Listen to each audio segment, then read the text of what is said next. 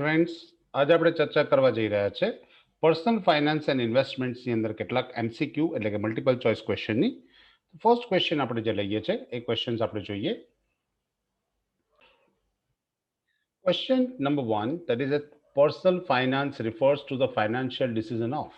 જે personal finance છે સ્વાભાવિક છે, નામ આપેલું છે પર્સનલ ફાઇનાન્સ, તો એની અંદર ઇન્ડિવિડ્યુઅલ કે ફેમિલીના ફાઇનાન્શિયલ ડિસિઝન્સની વાત થતી હોય, so answer is individual family.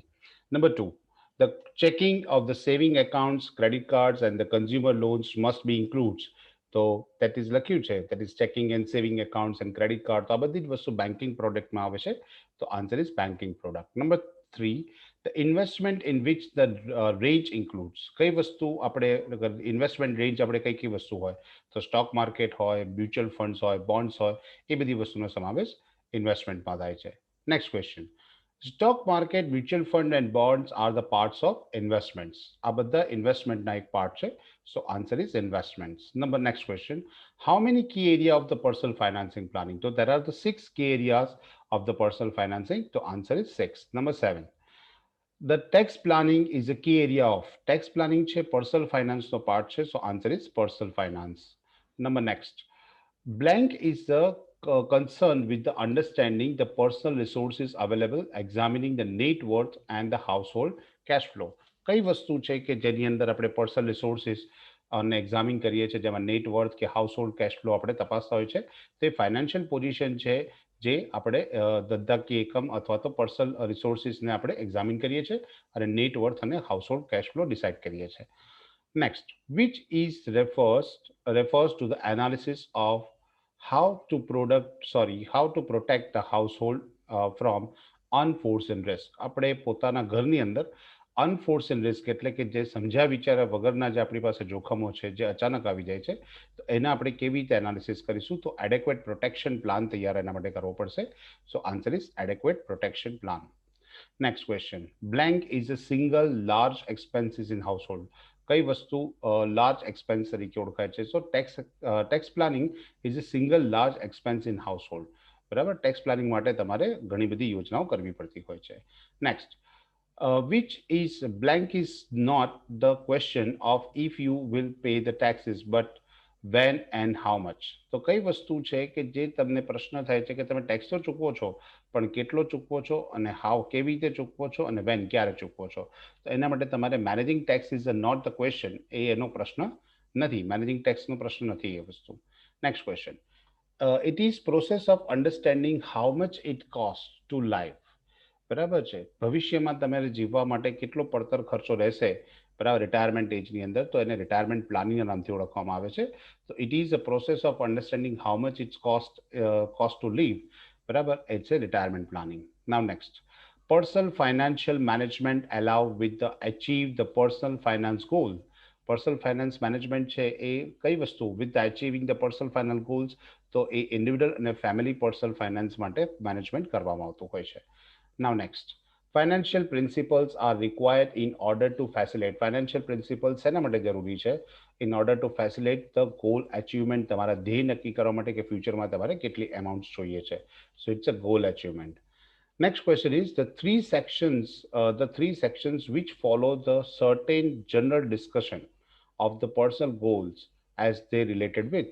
તો કઈ વસ્તુ છે કે જે આપણા ત્રણ સેક્શન છે કે જે જનરલ ડિસ્કશનમાં ઉપયોગમાં લેવાતા હોય છે of the personal goals, they are related with the quality of life એટલે કે જીવન કેવું હોવું જોઈએ, consumption and wealth accumulation, consumption એટલે વપરાશ કેવો હોવો જોઈએ, અને third one is wealth accumulation, સંપત્તિનો સંગ્રહ કેવી રીતે કરવામાં આવશે. Next, how many decisions of the financial actions. So there are the 5 types of decisions of the financial actions, including tax planning to retirement planning. Number next, NPS stands for. NPS નો મતલબ શું થાય છે, તો national pension scheme નો મતલબ short form છે NPS. Next, under section 80C the deduction available for the payment of tuition fee for the full time education is available up to. આપણને ખબર છે કે અંડર સેક્શન 80C ની અંદર આપણને up to 2 children's માટે આપણને આપવામાં આવે છે એજ્યુકેશન અને હોસ્ટેલ અલાઉન્સીસ તરીકે. સો આપણને જે ટ્યુશન ફીસ હોય છે અપ ટુ 2 ચિલ્ડ્રન્સ માટે ફૂલ ટાઈમ માટે છે, પાર્ટ ટાઈમ માટે નથી મળતું. Next question, blank plays a critical role in the accumulations of wealth by helping to direct our financial resources to most of the product areas. તો કઈ વસ્તુ છે જે ક્રિટિકલ રોલ આપણને દર્શાવે છે એન્ડ એક્યુમ્યુલેશન ઓફ વેલ્થ એટલે સંપત્તિના સંગ્રહ માટે by helping the direct our financial resources જે આપણા ફાઇનાન્શિયલ રિસોર્સિસને દોરવણી આપે છે. મોસ્ટ પ્રોડક્ટ્સ એ are the personal financial planning એટલે કે જે વ્યક્તિગત રીતે નાણાકીય સંચાલન કરવામાં આવે તે. તો answer is personal financial planning. Next question. Blank is the functions of the total value of all the items of or owns. Total values જે આપણને આપેલા છે functions of the total values. તો ટોટલ વેલ્યુઝ ઓફ ફંક્શન્સને આપણને આપેલું છે. તો એ કઈ વસ્તુ છે? તો wealth is the functions of the total value. બરાબર, જે આપણી સંપત્તિ છે functions of the total value આપણી કુલ મૂલ્યોની સરવાળો છે. Next, blank are the result that N individual wants to attain. એવું કયું પરિણામ છે જે વ્યક્તિગત ધોરણે આપણે પ્રાપ્ત કરવા ઈચ્છીએ છીએ? એન્ડ બાઇંગ ધ હોમ, ઘર ખરીદવા માટે, બિલ્ડિંગ કોલેજ ફંડ્સ, બરાબર છે, એક વિચાર ફંડ ઊભું કરવા માટે, and achieving the financial independence અને નાણાકીય રીતે સ્વતંત્ર રહેવા માટે. તો ઇટ્સ અ ફાઇનાન્શિયલ ગોલ કે જે નાણાકીય સમૃદ્ધિ આપણને પૂરી પાડે છે. Next, long term financial goals should be indicate wants and desire for the period converting about. તો લોંગ ટર્મ ફાઇનાન્શિયલ લખેલું છે ગોલ્ડ શુડ બી ઇન્ડિકેટ. શું કેવી રીતે આવે છે? It's not gold, it's a goal. Long term financial goal એટલે લાંબા ગાળાનો જે ગાળો છે એ more than 5 years, that is a 6 years is your answer. Next question. Short term financial goal કેવા હોય છે? તો શોર્ટ ટર્મ ફાઇનાન્શિયલ ગોલ્સ છે આપણી પાસે વિધિન અ 12 months એટલે કે એક વર્ષની અંદરના. At the each year is cover a period of 12 months. So answer is 12 months. Next question. Short-term plan should be include the establishing an emergency fund. Emergency fund આપવા ઊભું કરવા માટે સમયગાળો કેટલો હોય છે? With the 3 to 6 month worth of income. આપણી આવકને 3 થી 6 મહિનાની આવકને આપણે શોર્ટ ટર્મ પ્લાન કરી શકીએ ઇમરજન્સી ફંડ તરીકે. Next question. The financial planning શું છે? તો કે એક ડાયનામિક પ્રોસેસ છે, એક જટિલ પ્રક્રિયા છે. Next question. Cash saving accounts and the money market funds includes. આ બંને વસ્તુ કેશ સેવિંગ અને મની માર્કેટ આને સરળતાથી રોકડમાં રૂપાંતર કરી શકાય છે એટલે લિક્વિડ એસેટ્સ નામથી ઓળખવામાં આવે છે. તો answer is liquid assets. Next, stock, bond and mutual funds are the part of investment. ફરીવાર આ ક્વેશ્ચન આવી ગયો. Next question. Movable properties such as the automobiles, household, furnishing, appliances, clothing, etc. must be included. આ બધી વસ્તુ personal પ્રોપર્ટીઝમાં આવે છે. Real property અલગ વસ્તુ છે. તો આપણને નેક્સ્ટ ક્વેશ્ચન આવે છે કે what is real property means? That is immovable property, land and fix assets. એ બધી ઇમૂવેબલ પ્રોપર્ટી રિયલ એસેટ્સ કહેવાય છે, જ્યારે મૂવેબલ એસેટ્સ આપણી પાસે છે પર્સનલ પ્રોપર્ટીઝમાં લખાય છે. Next question. There are the planning tools that provide up to the date of evaluation of the financial well-being.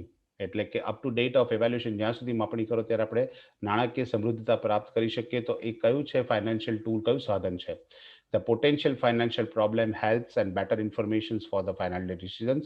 અને ફાઇનાન્શિયલ પ્રોબ્લેમ્સ આપણને સમજાવી શકે અને માહિતી આપે અને એના ડિસિઝન્સ પણ આપે, જે આપણા ફાઇનાન્શિયલ સ્ટેટમેન્ટ્સ એટલે કે હિસાબો છે. Next question.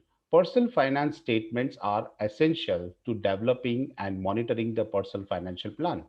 તો પર્સનલ ફાઇનાન્શિયલના કયા સ્ટેટમેન્ટ છે are essential for to developing અને મોનિટરિંગ, એટલે ડેવલપ કરવા માટે અને પોતાના પર્સનલ ફાઇનાન્સને મોનિટર કરવા માટે? તો income expenses and balance sheet એટલે ઇન્કમ એન્ડ એક્સપેન્ડિચર એકાઉન્ટ અને બેલેન્સ શીટ એટલે કે નફા નુકસાન ખાતું અને પાકું સરવૈયું. Next question.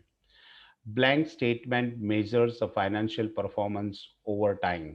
સમય આધારિત કયું ફાઇનાન્શિયલ પરફોર્મન્સ આપણને માપવા માટે કયું સ્ટેટમેન્ટ જોઈએ? તો એ આપણું ઇન્કમ એન્ડ એક્સપેન્સીસ એટલે કે P&L account જોઈએ. Next questions. There are the types of financial report based on expected income and expected expenses. અંદારિત આવક અને અંદારિત ખર્ચને આપણે બજેટના નામથી ઓળખીએ છીએ. So it's a financial budget or budget. Next question. The personal financial planning, a network of blank that like the future goal and the plan with the actual results. તો કઈ વસ્તુ છે personal financial network of the financial reports, જે આપણા financial reports તૈયાર થાય, that like the future goal કે જેથી આપણે ભવિષ્યના ધ્યેય નક્કી થાય છે, and plan with the actual results અને એકચ્યુઅલ રિઝલ્ટ્સના આધાર પર આપણે આયોજન કરી શકીએ છીએ. Next question. Personal financial planning is a network must be provided. તો પર્સનલ ફાઇનાન્શિયલ જે પ્લાનિંગ છે એ નેટવર્ક શેનાથી કનેક્ટેડ હોવું જોઈએ? સો it's a direction, control and feedback. એટલે 3 વસ્તુથી હોવું જોઈએ. એક તો દોરવણી અને અંકુશ, અને ફીડબેક એનો પ્રત્યુત્તર કે આપણે જે ઇન્વેસ્ટ કર્યું છે યોગ્ય જગ્યાએ કર્યું છે કે નથી કર્યું. Next. Estimate the saving and investment retirement programs includes. Saving and investment retirement પ્રોગ્રામ્સમાં કઈ કઈ વસ્તુ આવે છે તો ઇટ્સ અ ફાઇનાન્શિયલ પ્લાન્સની અંદર બધી વસ્તુનો સમાવેશ થઈ જાય છે. So answer is financial plan. Next, total liability plus the total worth. Total liability અને ટોટલ વર્થ આપણી લાયબિલિટી સાઇડ્સ આવે આખી, બરાબર છે. તો એને આપણે ટોટલ કરીશું તો આપણને ટોટલ એસેટ્સ મળી જશે. સો total liability plus total worth is equal to total assets. તો ઓર વર્થ અથવા વેલ્થ ઇઝ ઇક્વલ ટુ અથવા તો વર્થ ઇઝ ઇક્વલ ટુ, તો net worth is equal two assets minus liabilities. આપણી ટોટલ અસેટ્સમાંથી લાયબિલિટીઝ માઇનસ કરીશું તો આપણને નેટ વર્થ પણ મળી જશે.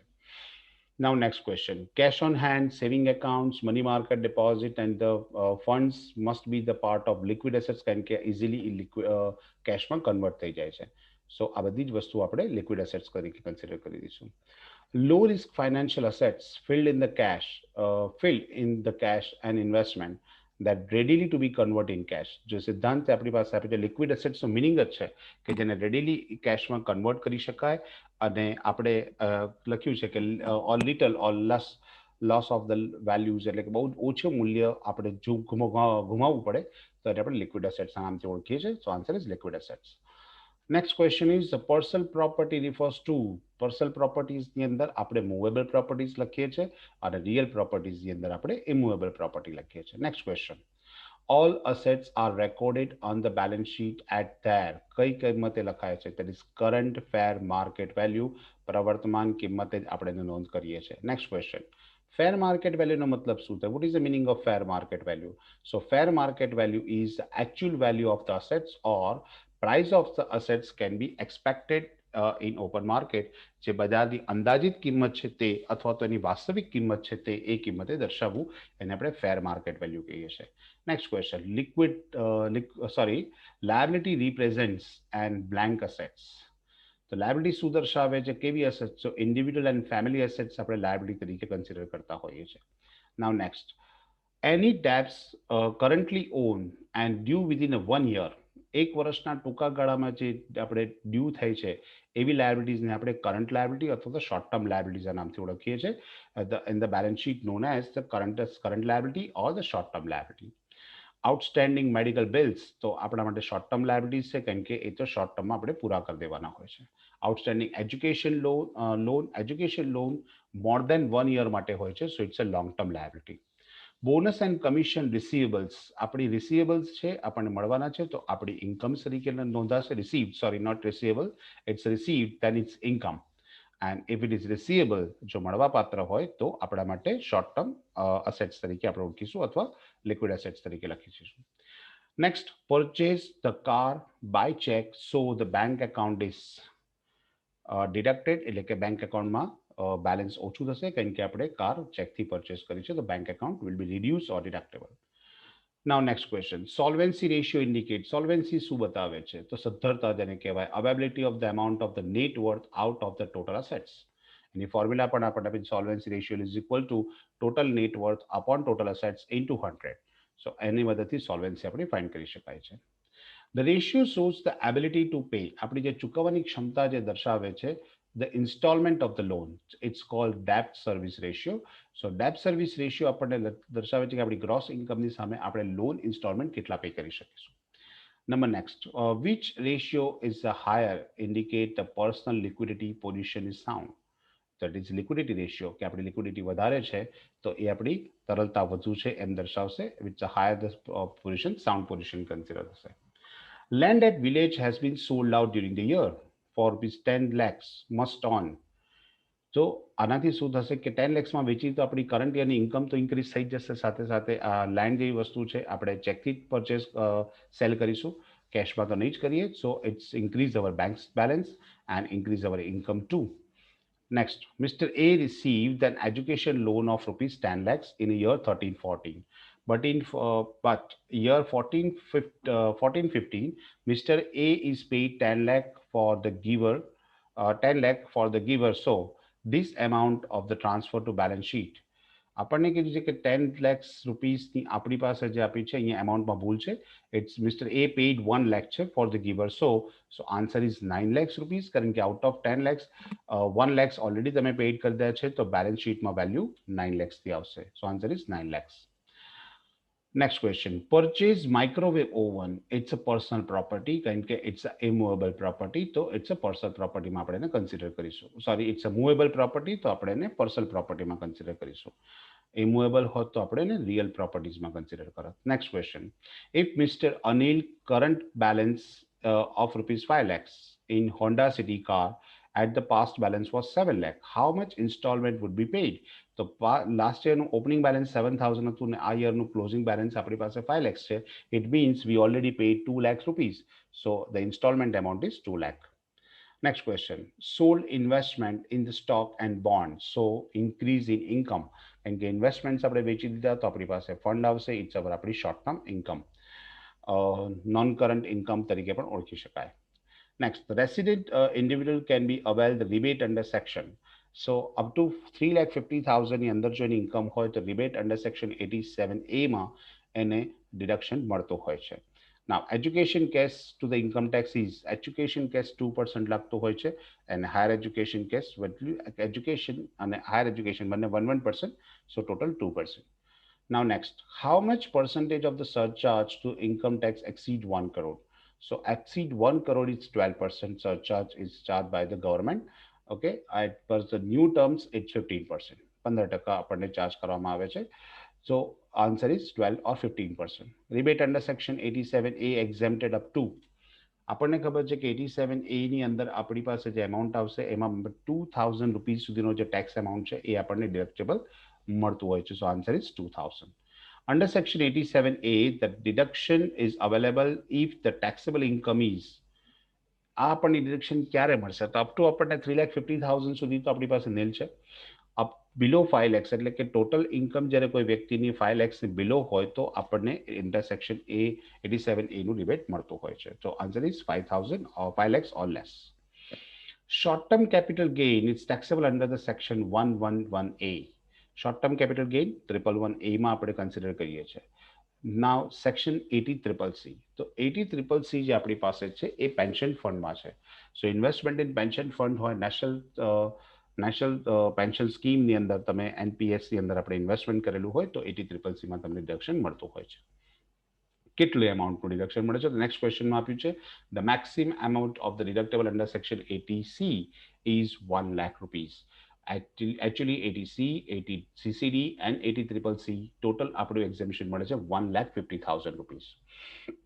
Next question, National Pension Scheme deduction under section 80CCD. National pension સ્કીમમાં આવે તો 80CCDમાં આવે, અધર કોઈ પણ પેન્શન સ્કીમની અંદર આવે તો પેન્શન ફંડમાં 80CCCની અંદર મળતું હોય છે. Next question, who can join the NPS? That is, individual and government employee can join NPS and he will get the deduction under section 80CCD.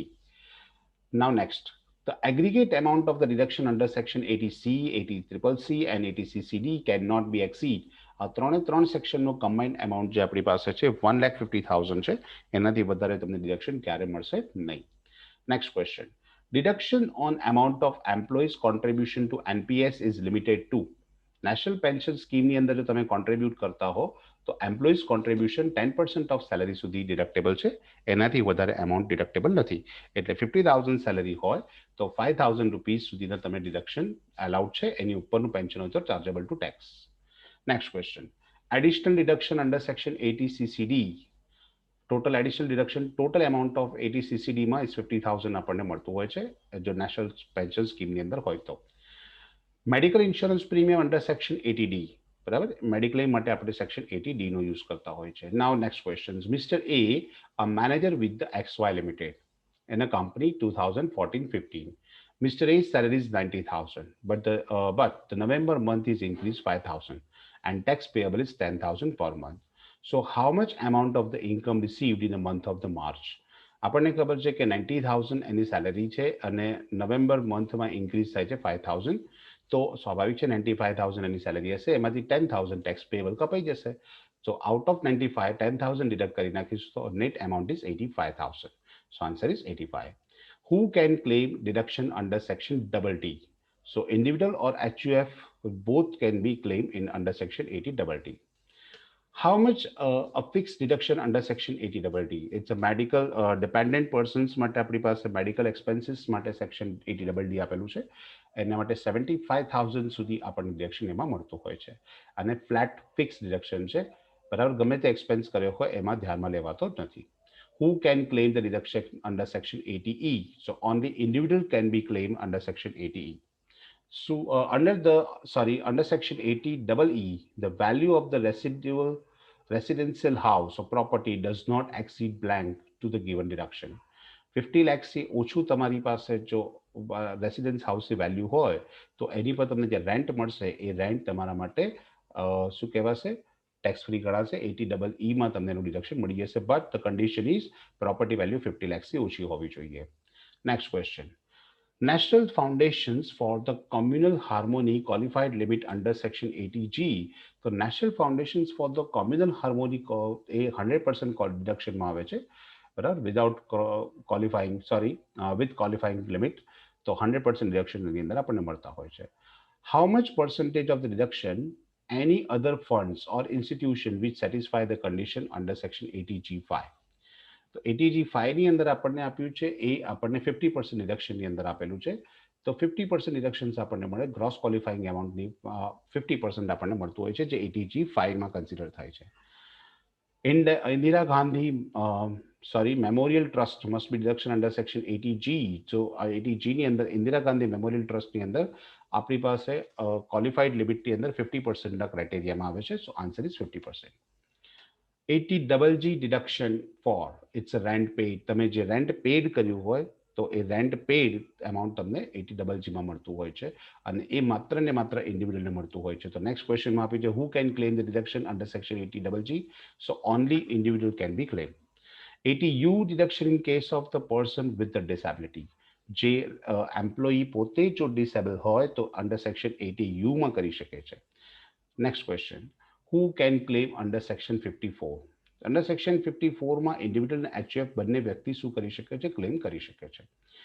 What is the time limit to acquiring the construction's residual house for the new assets? નવી assets તમે purchase કરો તો construction period, reconstruction period ઓર construction period આપણને કેટલા સમય માટે મળતો હોય છે? તો 3 વર્ષ સુધી એમને એક્ઝેમ્પશન મળતું હોય છે. ટાઈમ લિમિટ 3 yearsની છે. So answer is 3 years.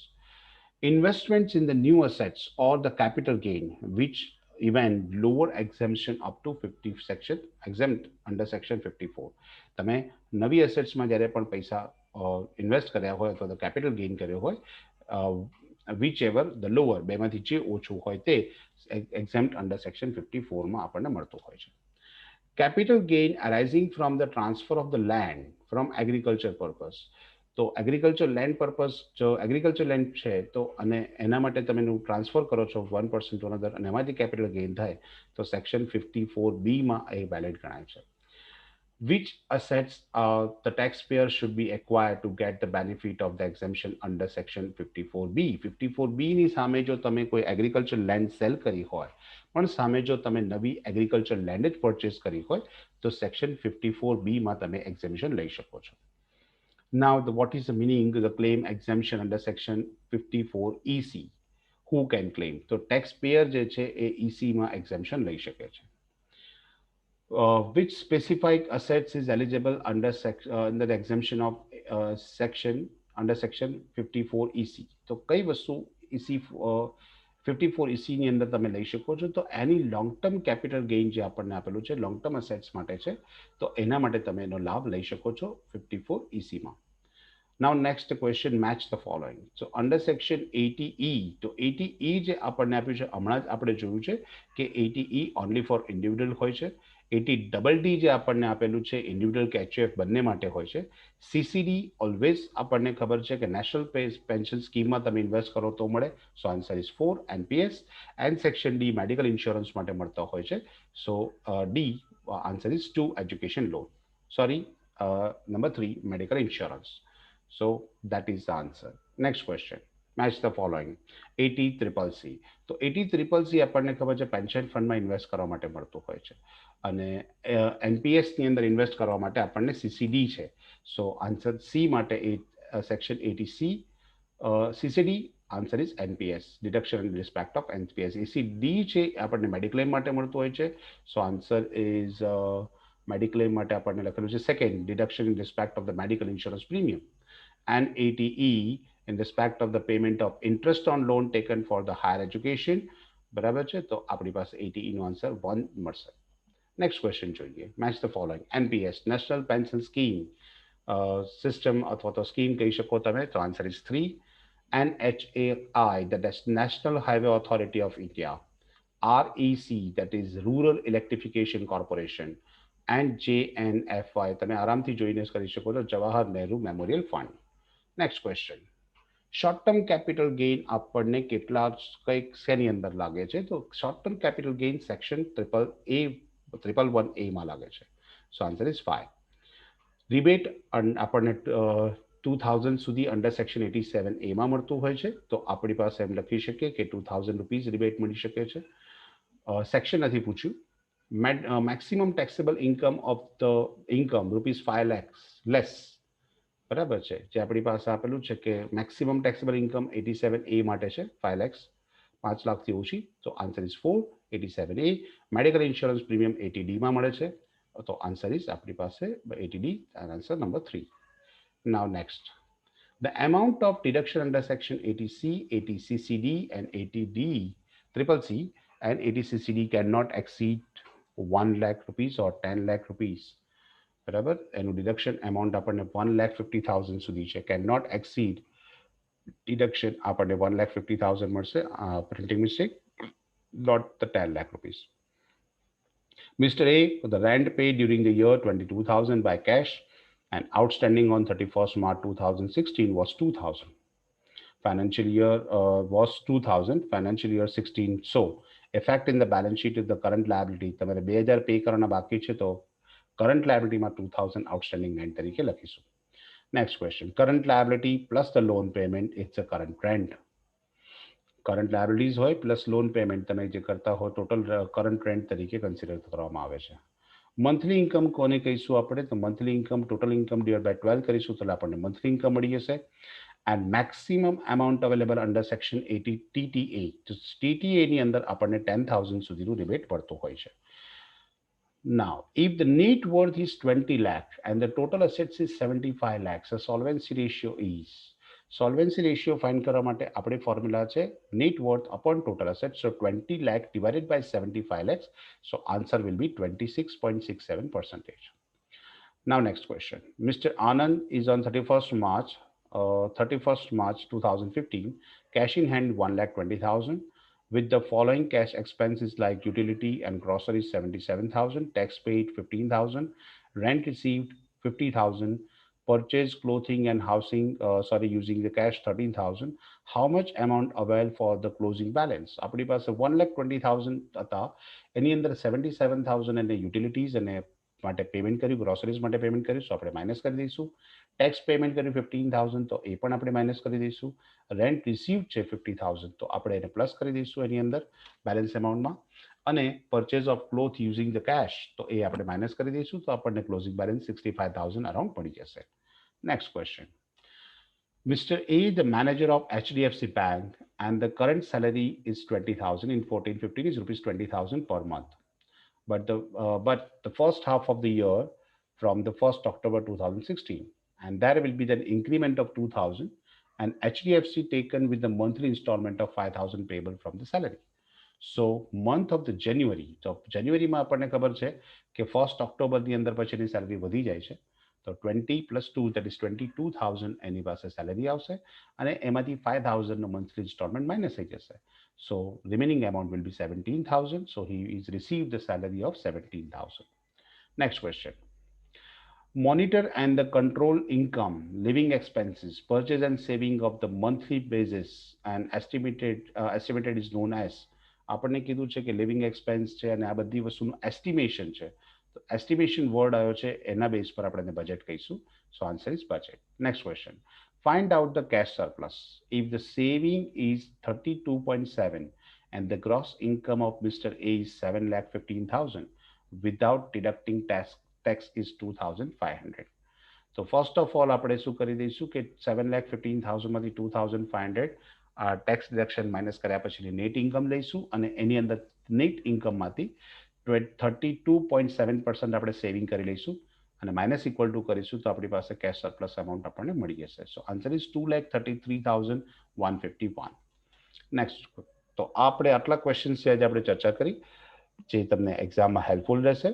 So all the best for the exams from Rachit classes. Have a nice time. By.